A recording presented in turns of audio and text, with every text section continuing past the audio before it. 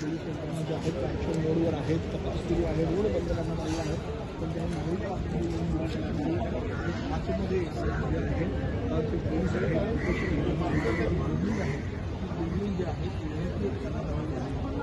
Live update जे आहे आतमध्ये आम्ही तुमच्याकडे पोहोचवतो.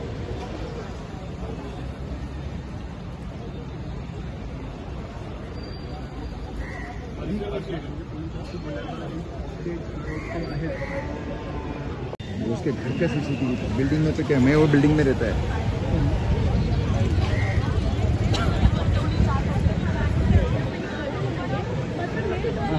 संपूर्ण माहिती पोलिसांना मिळालेली होती आणि त्यानंतरच हा संपूर्ण जो काही रस्ता बघत आहोत आपण तो बंद करण्यात आलेला आहे आणि पोलीस प्रशासन आता मात्र सज्ज झालेलं आपल्याला पाहायला मिळत आहे.